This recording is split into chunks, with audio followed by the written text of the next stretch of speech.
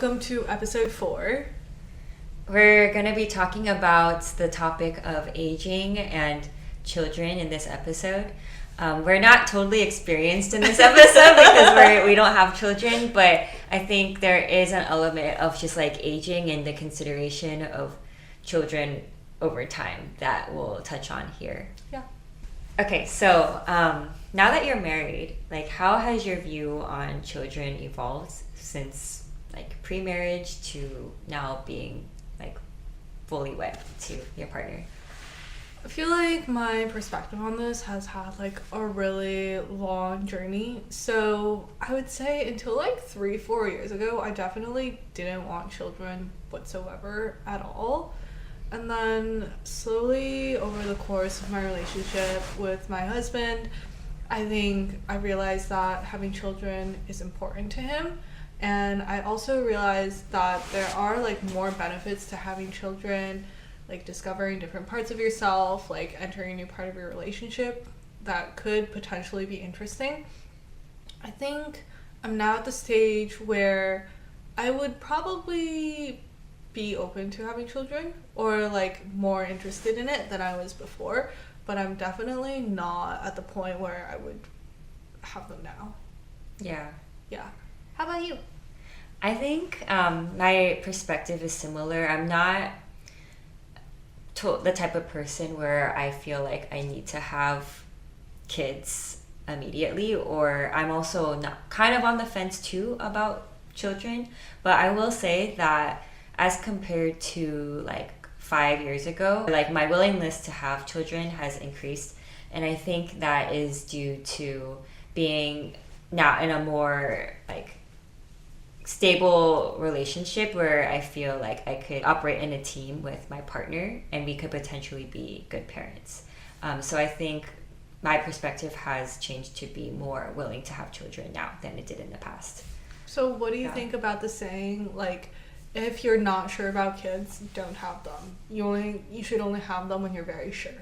Yeah, so I actually agree with that, which is why I wouldn't have kids right now. Okay. So I think to add to this piece, I think when it comes to like my 3 to 5 year plan, I am very much of the perspective that time will tell, and I think who I will be in 3 to 5 years will be different than who I am now, and maybe at that point I will feel like I'm in the life stage that like, yes, I am fully ready to have children. And I also believe that having children isn't something that one should rush into. Like, I think one should feel ready to do that. And so when it comes to like dating and getting married, like really investing in making sure I would be having kids with the right person is probably my number one priority right now, because I don't want to be in a situation where I'm rushing into a relationship just to have kids, and because I feel like that will portend like conflict in the future if I'm not having kids with the right person. So I think maybe right now I might be at a certain level of in terms of wanting to have kids, but then in the future I could be even more based off where I am in life. Would you ever be willing to raise a kid as a single mom? If like, do you ever see yourself like wanting the kid to the point where you don't feel like you need someone else in it doing it with you? No, I don't think so. I think if I didn't have a partner where I could operate like in a team with to raise a family, I probably would not feel the need to have a kid just for the sake of having a kid. Yeah, I think it's too much work otherwise. Yeah. How about you? Would you feel like you would be willing to have a kid like as a single mom? I don't know. Maybe my perspective on it will change if I'm like in my 40s, and if I were single in my 40s and I really wanted a kid. But the person that I am today and the person that I see myself being in like 5-10 years, probably not. Mm-hmm. Yeah. Do you feel like being a parent will change your identity significantly, or do you think it'll just add an element to your already like existing identity? Yeah, I think based off like what I've heard from my friends who are parents currently, there is an element of like there is like an added identity that gets at like put onto you that you have to compromise with between like the other aspects of you. So for example, before having kids, like you are a friend, you are a daughter, and you are a boyfriend or girlfriend or like wife to your significant other. But when you have a kid, you then become a parent, and you're caring for another like small being that is helpless, and like basically you're responsible for their life. And I think that aspect significant, especially in like the 0 to 3 age, really like engulfs a large part of who you are, because you're now acting in the service of like another individual. And I think because of that, it does drastically change who you are, at least for a few years. Life, you think that your life will start to revolve around the kid. Yeah. Like basically when 0 to 3 at a minimum, and like probably until they're 18. Yeah, exactly. And so I would say it would definitely drastically change who I am. But I have heard that while these aspects do change, there is a added element of like fulfillment and meaning that comes into your life due to having kids. Like suddenly like your priorities and are like kind of put into perspective. Like maybe previously it was a lot of like career focus, but now that needs to take the back seat, and so your priority is taking care of like a human being. And I think that added element just adds like a whole new meaning and feeling of fulfillment in your life that maybe didn't exist previously. So I think that's one aspect that would change like from an identity perspective. And I think the other aspect is when it comes to like your marriage or your relationship with your partner, like similar to like what we talked about before about building wealth and like thinking about money from a business sense, there's also like having a family and like thinking of that as like a way of deepening your partnership with your husband. And so I would say that's an added element. It's just like building a deeper partnership and way of working together with your spouse. Yeah, it's definitely like a different dynamic. Honestly, anecdotally, my husband told me that one thing that he's heard is that couples get kind of bored and want to try something new together, so they have a kid. I don't know if that's that good of a reason to have a kid, but I guess it's valid. It is a way to like a new way to solve problems together and like build something together. Yeah. And what better way to do that than to have like a helpless kid, like a baby that you need to take care of. To be honest, I can think of a lot of better ways, but you know, that's just me. What are other ways that you would? I mean, why create a problem that doesn't need to be solved? You don't need are you calling a kid a problem? Yeah. Maybe it's a fulfilling problem. Sorry, guys. Yeah, maybe it's a fulfilling problem. Maybe people will enjoy it. I think there's the added element of like when you have kids, you're also kind of like creating a human being that has like the morals and values, and like you're influencing the life of another person. And I think that at a high level can be very fulfilling for someone. And like especially as they grow older and you're able to see their success and failures, especially when they're doing really well, like it creates like a sense of pride and love that maybe didn't exist before when you're operating more like on your own. I feel like this is a topic that a lot of women think about, like biological pressure to have children by a certain age. I think there's a lot of rhetoric around the ideal age to have children, when is too late. Curious as to your thoughts on it. Yeah, I think so. Now that I'm in my early 30s, it's definitely something that I've thought more of. I think especially with the societal pressure of like that expectation of like you should get married and have kids in your early 30s. And I think also like having friends that are already married and already having kids at this point, I think there's also that aspect that makes me think about this topic more. But I think my perspective on this is that like everyone's journey is different, and like when it comes to kids, I think it's really important to make sure that you're raising a kid with the right person first. And if that person isn't in your life yet, then we shouldn't feel pressured to meet a timeline if the prerequisite of like having a kid isn't there yet. And so I would say I prioritize just making sure I'm finding the right person, because that's what will dictate like the next 60 to 80 years of your life, is like having a person that you can raise a kid with. So I think with that pressure though, like there are ways that like you can consider navigating that timeline. For one thing, I do think nowadays the technological advances and like the way that women take care of themselves is stronger than it was like 50 years ago. And so the chance of having a healthy kid past 35 is definitely possible. And I do know many women that have started their families past 35. So I think that's one area to think about that I've thought about as well. And I think there's also technological advances that have allowed us to have kids later. So for example, like there's the egg freezing process, there's like, and if people are able to, there's also like surrogacy and adoption if they would like to have kids in the future. So I think TLDR, like, yes, there is a timeline like constraint that people feel the pressure of, but everyone is on their own journey, and I think there's ways that we can navigate it and still have a successful outcome at the end. Yeah, I think my view on this is like the biological timeline is real, but it's not worth sacrificing your happiness or your self-identity or these other things.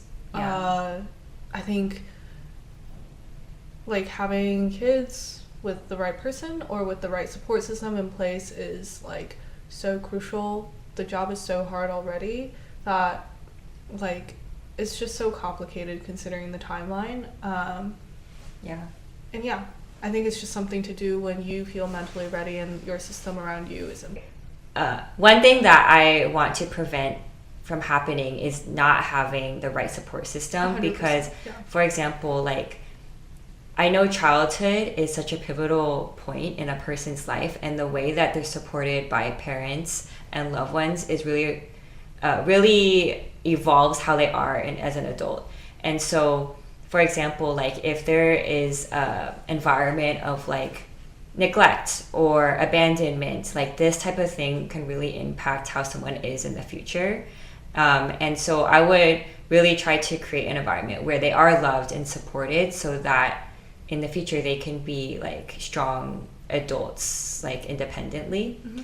And so I would try to prevent at all costs being in a situation where I don't feel like the parents are like strong, like a strong team together, because if that relationship is, if the parental relationship is strained, then it can cause a lot of stress on a kid in the early years. So that's my view. And so I think it's really important to prioritize having the right person in your life to build a family with first. Strong plus one. Yeah. But then I guess the question is, if you have a child and you're in a relationship that's not working, do you stay in the relationship for the sake of the child, or do you think you're better off leaving? And this is probably difficult to navigate, and frankly, like deeply on personal circumstance and what systems you have in place and your options. But I think my view on it is, if you have the choice and you have the support systems and you're unhappy in your relationship, it's probably ultimately better to separate. Yeah, that is an unfortunate situation for sure. And I think for those who do decide to stay together, while it does appear like it's for the better of the child, I actually feel like there are inherent behaviors, inherent ways that you communicate with your spouse, like if things aren't going well, that a child can sense. For example, like continued arguments, or like like abuse potentially that could happen. Like those are types of things that a child can sense and see. And while it might seem like it's better to stay together, it ultimately is actually very detrimental for the kid. So I think separating is probably the right path to take, but having a system in place where co-parenting is possible, where like two people can still maintain the most stable environment for the child as possible would probably be the most ideal situation. What types of sacrifices or trade-offs do you feel like you would have to make, or do you feel like you have to be ready to make if you're a mom? I think there's the sacrifice of time. Like you definitely don't have as much time to yourself as you did in the past. Like your time definitely revolves revolves around the kid.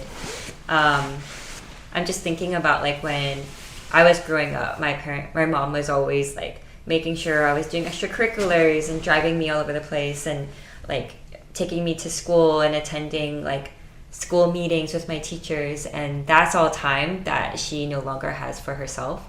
So I would say that's probably a biggest one. Actually, yeah, I would say that's the biggest one, at least with my limited knowledge. Time and energy. Yeah, time and energy. It's basically like you move things.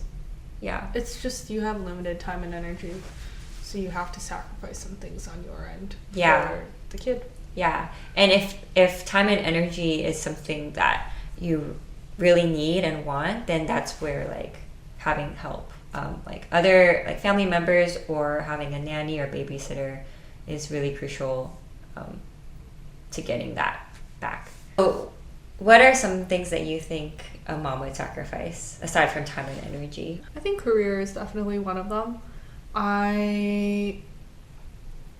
Thinking about like the time commitment that you put into work, your desire for advancement, and the fact that your career advancement is like kind of dependent on your performance against an unlevel playing field. You're evaluated when you're like during your career against people who don't have children. Yeah. And like people who have unequal burden based on whether they have children or not. So it's like definitely a burden on your time and energy. A huge burden depending on how much of your identity revolves around it and how responsible you are. And so it's very difficult for me to fathom how to navigate that, and I'm sure like I've seen people do it successfully. I just can't fathom how I would personally do it. Yeah. And I think like books such as Lean In by Sheryl Sandberg kind of really dive into that aspect where it's almost like you kind of have to prioritize one over the other. If it's career, then it's like finding what we mentioned earlier, like the support system or like someone who can help care for the child while you focus more on putting your energy into career, or it needs to be more prioritized towards the kid, and then the career needs to take more of a backseat. So it is a challenge that I definitely feel women face disproportionately due to having kids. Yeah, societal stereotypes and pressures. I think ideally you have a partner who is able to like share in the burden with you. But yeah, I agree. It's definitely difficult to navigate. And obviously the other thing is having children is really expensive. So you are sacrificing, I wouldn't say sacrificing, but you're just like investing your money in the child instead of like other things that you could be buying or compounding. Yeah. How much money do you think is needed to successfully raise a child? That's very complicated, but I think in New York it's a lot. Because I think this is a separate conversation, but it's like public versus private school. You need to make the decision around that. You need to make sure, like, if both parents are working, then you and your family isn't around you, you need to have some sort of support system for, like, picking up the kid and watching the kid for a few hours before and after school. So that's expensive. You want your kid in extracurriculars. You're super competitive, so you might want to send your kid to better schools and better systems. There's also prep school and tutoring. I think and you need the amount of like housing space available to be able to have the kid in one bedroom and have your life in the other bedroom. So I don't know what the like clear answer is, but I feel like between me and my husband, we think that we need to be able to afford at a minimum like a 3-bedroom apartment before we can have a kid. Yeah, and especially nowadays where the price of everything has increased so much, it's tough to be a parent in our generation. That concludes our topic about aging and children. I think there's so much that can go into this topic, but please stay tuned for our next episode. Yeah, and if you have any spicy hot takes, please leave a comment or DM us, or if you feel so inclined, come on to our podcast and we will interview you for your take.